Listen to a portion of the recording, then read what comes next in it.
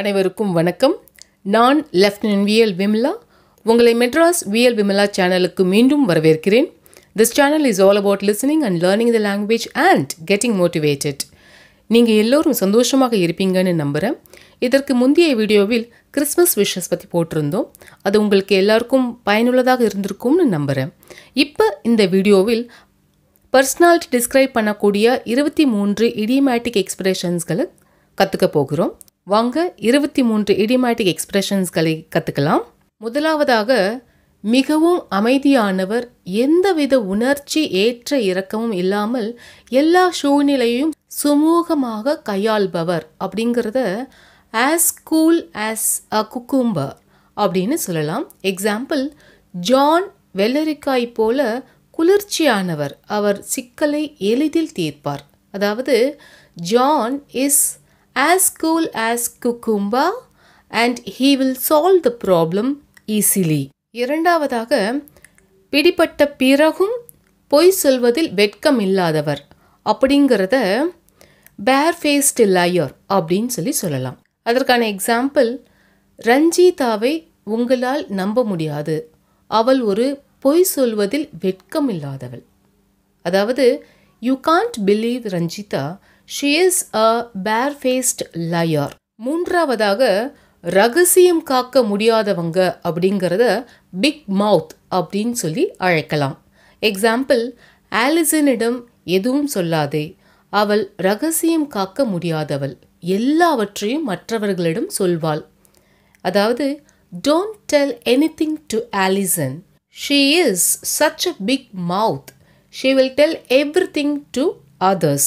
நான்காவதாக, மற்றவர்களை ஆதிக்கம் செலுத்த விரும்பும் ஒருவர் அல்லது என்ன செய்ய வேண்டும் என்று அடிக்கடி அறிவுறுத்துபவர், அவங்கள பாசிப் பூட்ஸ் அப்படின்னு சொல்லலாம். அதற்கான எக்ஸாம்பிள், ஆஷா கொஞ்சம் பாசிப் பூட்ஸ். குழு பணியில் எப்பொழுதும் பிரச்சனைகளை உருவாக்குவார்.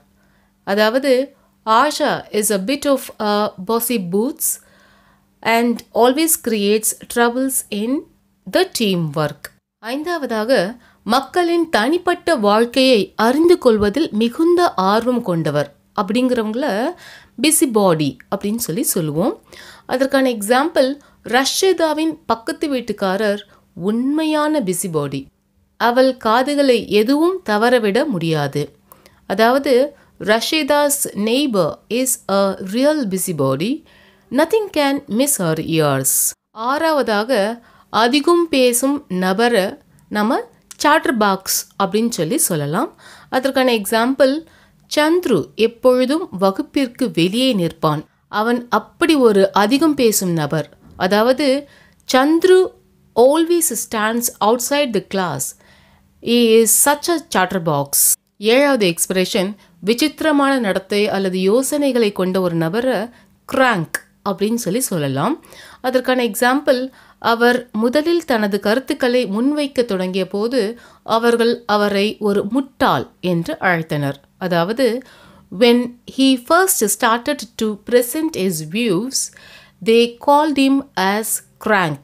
பொதுவாக இந்த எக்ஸ்பிரஷன் பர்சனலாக தான் யூஸ் பண்ணணும், ஒஃபிஷியல் ஏரியாஸ்லாம் யூஸ் பண்ணிடக்கூடாது, கொஞ்சம் ஜாக்கிரதையாக யூஸ் பண்ணுங்கள்.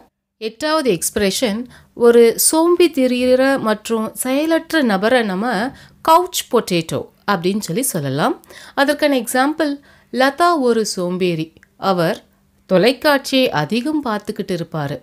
அதாவது Latha is a couch potato who watches a lot of television.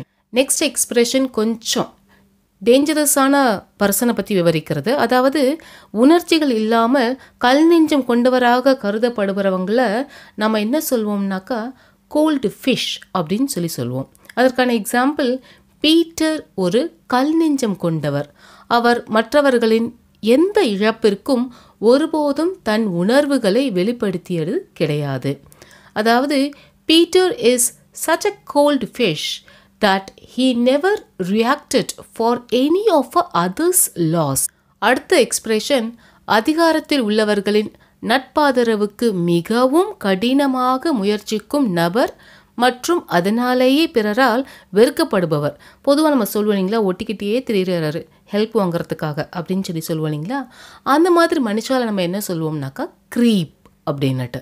And example, Rodger எப்பொழுதும் உயர் அதிகாரிகளின் பின்னால் ஓடும் ஒரு க்ரீப். அதாவது Rodger is a creep who always runs behind the higher authorities. அடுத்த எக்ஸ்பிரஷன், மறைந்திருக்கும் திறமைகளை கொண்டவர். அதாவது நிறைய டேலண்ட் இருக்கும், ஆனால் அவங்களோட டேலண்ட்டு வெளியே தெரியாது. அப்படி இருக்கிறவங்கள நம்ம என்ன சொல்லுவோம்னாக்கா dark horse. And example, Joe ஒரு திறமைகள் புதைத்து வைத்திருப்பவர். அவருடைய கிட்டார் வாசிக்கும் திறமை யாருக்கும் தெரியாது. அதாவது Joe is a dark horse whose talent in playing guitar is not known to anyone. அடுத்த எக்ஸ்பிரஷன், முட்டாள் அல்லது கொஞ்சம் மந்த மூளையோடு இருப்பாங்க இல்லைங்களா, அவங்கள நாம் டிப்ஸ்டிக் அப்படின்னு சொல்லலாம். இது ஒரு இன்ஃபார்மல் எக்ஸ்பிரஷன், கொஞ்சம் பர்சனலாக வேணால் நம்ம இதை யூஸ் பண்ணிக்கலாம். அதற்கான எக்ஸாம்பிள், சுரேந்தர் ஒரு முட்டாள், அவர் எடுக்கும் முடிவுகள் எப்பொழுதும் தவறாகவே இருக்கும். அதாவது Surender is such a dipstick that his decisions are always wrong. அடுத்த எக்ஸ்பிரஷன், நியாயமான முறையில் நட்பு மற்றும் மற்றவர்களை சமமாக நடத்துகிறவங்கள அவங்கள நம்ம என்ன சொல்லுவோம்னாக்கா டவுன் டு earth. அதற்கான எக்ஸாம்பிள், பவுலின் மற்றவர்களின் தேவைகளை புரிந்து கொண்டு உதவக்கூடிய மற்றும் மற்றவர்களை சமமாக நடத்துகிறவர். அதாவது Pauline is a down-to-earth person who understands others' need and helps. அடுத்த எக்ஸ்பிரஷன், இது ரொம்ப அழகான எக்ஸ்பிரஷன். அதாவது யாராவது ஒருத்தவங்க கடினமாக உழைச்சி அட் த சேம் டைம் ரொம்ப ஆர்வத்தோடு உழைக்கிறவங்களா இருந்தாக்கா அவங்கள நாம் ஈகோ பீவர் அப்படின்னு சொல்லுவோம். அண்ட் எக்ஸாம்பிள், ஜாக்கப் மிகவும் ஆர்வம் உள்ளவர். அவர் எப்போதும் தனது வீட்டு பாடத்தை முதலில் முடிப்பார். அதாவது Jacob is such an eager beaver. He is always the first one to complete his homework. 15வது எக்ஸ்பிரஷன் ரொம்ப தேவைப்படுற எக்ஸ்பிரஷன். அதாவது ரகசியமாக ஒட்டு கேட்டுட்டு கிசுக்கிறவங்க அவங்கள நாம் இயர் ஹஸ்லர் அப்படின்னு சொல்லலாம். எக்ஸாம்பிள், கல்லூரியில் மாலா தான் பெரிய கிசுப்பவர். அதாவது Mala is the greatest year hustler in the college. அடுத்த எக்ஸ்பிரஷன், பழங்கால யோசனைகளை கொண்டவர்கள். அதாவது கொஞ்சம் அவுடேட்டடாக யோசிப்பாங்க இல்லைங்களா, அவங்கள நாம் ஃபடி டடி அப்படின்னு சொல்லலாம். அதற்கான எக்ஸாம்பிள், சுஜாதா ஒரு பழங்கால யோசனைகளை கொண்டவள். அவளுடைய அறிவுரையை என்னால் பொறுத்து கொள்ள முடியாது. அதாவது Sujatha is such a fuddy duddy, I can't tolerate her advice anymore. அடுத்த எக்ஸ்பிரஷன் ஒரு செல்ஃபிஷ் பர்சனை டிஸ்கிரைப் பண்ணுறதுக்கான எக்ஸ்பிரஷன். அதாவது மற்றவர்களுக்கு எரிச்சலூட்டும் வகையில் ஒருவரின் சுயம் மிகவும் முக்கியமானது என்று நினைப்பவர். அவங்கள நம்ம என்ன சொல்லுவோம்னாக்கா ஃபுல் ஆஃப் யுவர் செல்ஃப். அதற்கான எக்ஸாம்பிள், மற்றவர்களுக்கு என்ன தேவைப்படலாம் என்பதை பற்றி அவர் நினைத்தார் என்பதை கூட நான் சந்தேகிக்கிறேன். அவருக்கு தன் சுயம் மிகவும் முக்கியமானது. அதாவது I doubt he even thought about what others might need. He is full of himself. அடுத்த எக்ஸ்பிரஷன் மிகவும் இன்ட்ரெஸ்டிங்கான அட் த சேம் டைம் பாசிட்டிவான எக்ஸ்பிரஷன். அதாவது மிகவும் ஆற்றல் மிக்க கடினமான சூழ்நிலைகளை எளிதில் சமாளிக்கக்கூடிய, வெற்றி பெற வேண்டும் என்பதில் உறுதியாக இருப்பவர். அவங்கள என்ன சொல்லுவோம்னாக்கா கோ getter. An example for this is, வேலையை முடிக்காமல் வீடு திரும்பியது கிடையாது என்பதால் ரன்வீர் உண்மையான கோகேட்டராக இருந்தார்.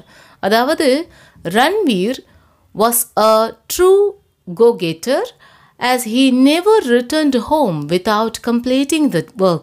அடுத்த எக்ஸ்பிரஷன், தன்னை பற்றிய மற்றவர்களின் நல்ல கருத்தை பேணுவதற்காக எப்பொழுதும் மிக சரியாக நடந்து கொள்பவர். அதாவது மற்றவங்க தன்னை பற்றி நல்லா நினச்சிக்கிட்டே இருக்கணும் அப்படிங்கிறதுக்காகவே நிறைய விஷயங்கள் பண்ணிக்கிட்டே இருப்பாங்க இல்லைங்களா, அவங்கள என்ன சொல்லுவோம் அப்படின்னாக்கா குடி குடி. அதற்கான எக்ஸாம்பிள், தனுஜா ஒரு குடி குடி பெண். அதாவது தனுஜா இஸ் அ குடி குடி கேர்ள். அடுத்த எக்ஸ்பிரஷன், மிகவும் வெற்றிகரமான மற்றும் மிகவும் பாராட்டப்பட்ட ஒரு மனிதர். அப்படி இருக்கிறவங்க நம்ம என்ன சொல்லுவோம்னாக்கா கோல்டன் பாய். அதற்கான எக்ஸாம்பிள் கிஷோர் எழுத்தாளர் உலகின் தங்க பையன். அதாவது Kishore is a golden boy of the writers world. அடுத்த எக்ஸ்பிரஷன் இதை பாசிட்டிவாகவும் யூஸ் பண்ணுறாங்க, நெகட்டிவாகவும் யூஸ் பண்ணுறாங்க. அதாவது மகிழ்ச்சியாகவும் திருப்தியாகவும் இருப்பவங்கள நாம் ஹாப்பி கேம்பர் அப்படின்னு சொல்லி டிஸ்கிரைப் பண்ணலாம். அதற்கான எக்ஸாம்பிள் வில்லியம்ஸ் புதிய பதவியின் பொறுப்புகளை அனுபவித்து வருகிறார். அவர் இப்பொழுது முகாமில் உள்ள மகிழ்ச்சியானவராக இருக்கிறார். அதாவது Williams is enjoying the responsibilities of the new position and he is a happy camper now. இதே எக்ஸ்பிரஷனை நம்ம நெகட்டிவாகவும் யூஸ் பண்ணலாம். அப்படி யூஸ் பண்ணும்போது எப்படி யூஸ் பண்ணலாம் அப்படின்னாக்கா எக்ஸாம்பிள் டாலியால் வானிலையை பொறுத்து கொள்ள முடியவில்லை, அவள் மகிழ்ச்சியான கேம்பர் இல்லை. அதாவது tally is not able to tolerate the weather and she is not a happy camper. அடுத்த எக்ஸ்பிரஷன் சற்று பைத்தியம் அல்லது விசித்திரமானவர், அதாவது கொஞ்சம் மரக்கழண்டவங்க அப்படின்னு சொல்லுவோம் இல்லைங்களா. அதுக்கு நாம் have a screw loose அப்படின்னு சொல்லலாம். அதற்கான எக்ஸாம்பிள் ஐரனின் முதலாளி அவர் பேசிய விதத்தில் ஒரு திருகு தளர்வாக இருப்பவராக தெரிந்தார். அதாவது Iron's boss visibly had a screw loose just by the way he spoke. இந்த வீடியோவினுடைய இறுதி எக்ஸ்பிரஷன் எளிதில் மன அழுத்தத்திற்கு ஆளாகாத அல்லது வருத்தப்படாத ஒரு நிதானமான நபர்.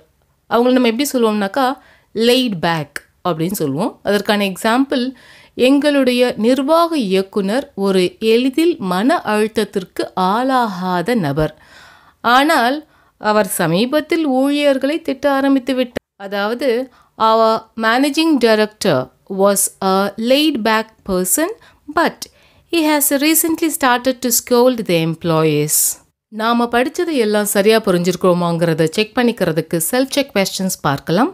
உங்களுடைய ஆன்சர்ஸை காமெண்ட் பாக்ஸில் போஸ்ட் பண்ணுங்கள். உங்களுடைய ஆன்சர்ஸை பார்ப்பதற்கு நாங்கள் எல்லோரும் ஆவலுடன் காத்திருப்போம். வாங்க கொஸ்டின்ஸ் பார்க்கலாம். Mention whether the following statements are correct or incorrect. அதாவது இதை தொடர்ந்து வரக்கூடிய வாக்கியங்கள் சரியா தவறா அப்படிங்கிறத குறிப்பிடுங்க.